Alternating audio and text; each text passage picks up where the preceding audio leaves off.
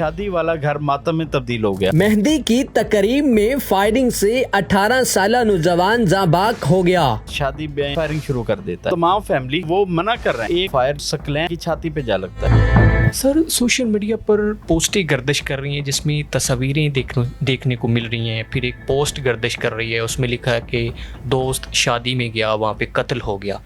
मुझे ये बताइए कि असल मामला कहानी है क्या? ये कसूर में एक दोस्त की शादी थी, एक महल्लेदार की, जो ये 3 भाई हैं। 3 भाई उस जैन नामी दोस्त है उसकी शादी में जाते हैं। मेहंदी का फंक्शन था रात को, उनकी छत पे खड़े होकर ये मेहंदी का फंक्शन कर रहे थे। उधर ये जो नामी शख्स है, ये थोड़ा सा उबाश तबीयत का लड़का था। ये उधर आके शादी में हल्लड़बाजी, शराब नोशी और फायरिंग शुरू कर देता है। इसको जबकि तमाम फैमिली मेम्बर्स और जो अजीज़ो अकारब उधर मौजूद होते हैं वो मना करते हैं कि ये एक फजूल आप काम कर रहे हैं और इसमें इंसानी ज़िया का यानी कि खदशा है। लेकिन ये उसके बावजूद भी जो अपनी हरदर्मी पे कायम रहता है और आंधा-धुंध उधर फायरिंग शुरू करता है। जब ये 30 बोर अपने पिस्टल से फायरिंग कर रहा होता है तो एक फायर जो है वो जो सकलैन नाम का सकलैन रफ़ीक है जो उस लड़के की छाती पे जा लगता है। उसको फौरी तौर पे जो उधर मजरूब, क्योंकि इसके 2 भाई भी उस शादी में मौजूद थे और दूसरे लोग भी उधर मौजूद थे, उन्होंने फौरी तौर पे इसे उठाया और DHQ हॉस्पिटल की तरफ गए हैं, बुल्ले शाह हॉस्पिटल की तरफ। लेकिन ये रास्ते में हॉस्पिटल जाने से पहले ही इसकी डेथ हो चुकी है। ठीक है। हाँ, तो इस तरह ये एक कीमती जो जान है उसका ज़िया हुआ है इस एक फजूल सी रस्म की वजह से। हुकूमत पंजाब की तरफ से इलीगल वेपन साथ कैरी करना बिला ज़रूरत और उसकी नुमाइश करना, और जबकि हवाई फायरिंग करना तो एक संगीन यानी कि जुर्म में उन्होंने शामिल कर दिया, जिसके लिए ये अलहदा से इदारा CCD वगैरह और दूसरे क्राइम कंट्रोल इदारे ये भी उन्होंने बना दिए हैं। ये इसीलिए कि किसी की नजायज़ जान का ज़िया ना हो। जब उसको तमाम फैमिली, अजीज़ों का अरब और जो दोस्त अहबाब हैं वो मना कर रहे हैं कि शादी ब्याह में जहाँ मुकम्मल फैमिली होती है, बच्चे होते हैं, औरतें होती हैं, उस महफ़िल में या उस प्रोग्राम में हवाई फायरिंग का जवाज़ ही नहीं बनता। जब एक बंदे को मना किया जा रहा है, वो शराब नोशी, किसी नशे की वजह से या अपने उबाशपन की वजह से अगर कोई क्राइम करता है तो ज़ाहिरी बात है उसको FIR तो फिर अल्टीमेट एक इलीगल काम है। इलीगल काम को कोई भी बंदा सपोर्ट नहीं करेगा और ना ही ऐसे काम को सपोर्ट किया जाना चाहिए।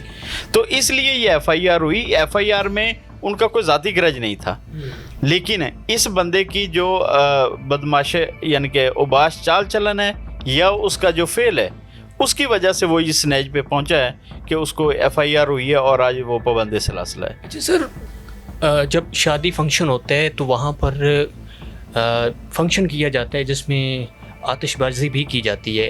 ये आतिशबाजी जो होती है किस लेवल तक हमें करनी चाहिए? फायर करना चाहिए या इसमें क्या क्या चीज़ें आ जाती हैं? नहीं, इसमें देखें हम अल्हम्दुलिल्लाह हम मुसलमान हैं और जो हमारा एक माशरा है वो एक सुलझा हुआ और हमें दीन से शनासा लोग हैं। हमें अपनी जो रसूमात हैं दुनियावी तौर पे, जो हमारी शादी ब्याह या दूसरे हमारे सोशल प्रोग्राम हैं, उनकी जो रहनुमाई है हमें अपनी दीन से लेनी चाहिए। दीन हमें सादगी, दीन ये नहीं कहता कि आप खुशी का प्रोग्राम है या खुशी की कोई महफिल है खुशी ना करें, लेकिन वो ये ज़रूर कहता है कि आप उसे सादगी से अपनाएं और उसकी जो तरबियत या कोड है उसका या उसका रेफरेंस है वो हमें नबी सल्लल्लाहु अलैहि वसल्लम की ज़िंदगी से लेना चाहिए कि उन्होंने जो अपनी लाइफ में ये मामलात या ये महफिल या ये तकारीब को किस तरह सर अंजाम दिया। दूसरी साइड में जाएं तो हुकूमत किस हद तक इजाज़त देती कि आप ये कर लें? हुकूमत पंजाब की तरफ से किसी भी किस्म की ऐसी जो तकरीब में ऐसे किसी भी अमल या फेल की कोई हौसला अफजाई नहीं है, बल्कि उन्होंने हौसला शिकनी की हुई है और बाकायदा से उन्होंने मॉनिटरिंग सेल बनाए हैं कि अगर जहाँ भी आपको कोई वायलेशन नज़र आए आपने फौरी तौर पे मुतलका इदारे को अदा करनी है और इदारे उधर रिस्पॉन्स करेंगे। अब उन्होंने FIR दे दी 322 की कत्ल बिल सबब की, लेकिन एक इंसानी जान का ज़िया हो गया और इसका जो मुतबादल है सज़ा के तौर पे अगर वो आएंगे तो उन्हें दियत देनी पड़ेगी। जो आजकल जो इस साल है उसका हर साल यानी कि तयन होता है, उसका 90 से 95 लाख रुपए के दरमियान उसकी दियत की जो अमाउंट है वो चल रही है, लेकिन ये कभी भी इंसानी जान का मुतबादल नहीं हो सकता।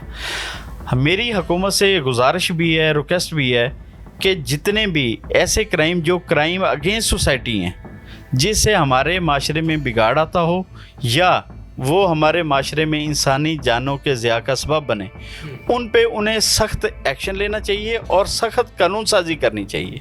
मेरा ख्याल में इसमें बहुत सारी बेहतरी की गुंजाइश है कि इस कानून को अमेंडमेंट किया जाए और थ्रू अमेंडमेंट इसमें जो सज़ाएँ हैं, सज़ा जज़ा का जो निज़ाम है उसे कड़ा किया जाए। इस केस में कितनी दफ़ात शामिल हैं और क्या क्या लग सकती हैं और क्या नहीं लगी? इसमें रिसेंटली तो उन्होंने 322 का लगाया है। 322 होती है कि कत्ल बिसबब, कि आपकी वजह से किसी का कत्ल हो जाना या किसी का मर्डर हो जाना। इसके अलावा इसमें एक तो वेपन रिकवर होना चाहिए था, वो आज तक नहीं हुआ। उसकी अलहदा से FIR होनी चाहिए थी कि वो वेपन लीगल था, इलीगल था या उसका क्या था। वो उसका पूरी इन्वेस्टिगेशन है, उसमें कहीं भी उसका जिक्र नहीं है। ये एक बहुत ही कानूनी लैप्स है इसमें, और लकूना कह लें वो उन्होंने जो इन्वेस्टिगेशन ऑफिसर है उसने छोड़ा है कि उसकी बरामदगी की हद तक, उसकी रिकवरी की हद तक और उसकी फ्रांसी की हद तक, ये तीनों चीज़ें उन्होंने मैच करनी चाहिए थी। और इलीगल वेपन की हद तक तो अलहदा से कार्रवाई FIR होनी चाहिए थी, लेकिन वो अभी तक मेरे ख्याल में ऐसा इसी तरह चल रहा है, किसी ने उसी पे, प्रोसिक्यूशन ने उस पर तवज्जो ही नहीं दी। अगर मैं वेपन अपने पास रखना चाहूँ तो उसका क्या क्राइटेरिया होगा, मैं किस तरह लेके आ सकता हूँ? नहीं, अब तो जो यानी कि पंजाब हुकूमत ने एक बड़ा बेहतरीन यानी कि सेटअप SOPs बनाई हैं कि अगर आपने असला लाइसेंस लेना है, पहले तो मैनुअली दौर था।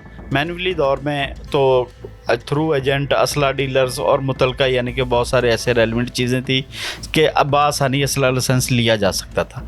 अब एक प्रॉपर उन्होंने SOPs बनाई हैं। SOPs के पहले आपने अपनी ज़रूरत बतानी है कि आपको ज़रूरत क्या है, वेपन कैरी करने की, वेपन लेने की, वेपन पास रखने की ज़रूरत क्या है। और उसकी फिर बाद में जब आपने एप्लीकेशन सबमिट करनी है, उसके बाद वेरिफिकेशन का प्रोसीजर होगा। अगर उन्हें लगता है कि आप वाकई ही एलिजिबल हैं या आपके पास वेपन होना चाहिए, आप हर लिहाज से फ़िट हैं और आपकी दरख्वास्त भी मुकम्मल है, तो उसके बाद आपको लाइसेंस जारी किया जाएगा। और उसके बाद कैरी करने के लिए एक अलहदा से वज़ीर दाखिला की जानिब से, जो होम डिपार्टमेंट है उसकी तरफ से अलहदा यानी कि एक आपको परमिशन लेटर मिलता है, उसके बाद आप कैरी कर सकते हैं। और जो ये ट्रेंड है कि दोस्त से ले लिया, भाई से ले लिया, घर में किसी और का है वो लेके चल पड़े, ये बिल्कुल एक इलीगल है और कानून में इसकी सज़ा है, यानी कि ये किसी भी तरीके से जस्टिफाई अमल नहीं है। सर, कोई ऐसा वाक़या सुनाएं जो इससे पहले आपकी नज़रों से गुजरा हो, बड़ा अफसरदा कोई वाक़या आपने देखा, बड़ा अफसोस हुआ कि यार इस तरह नहीं होना चाहिए था?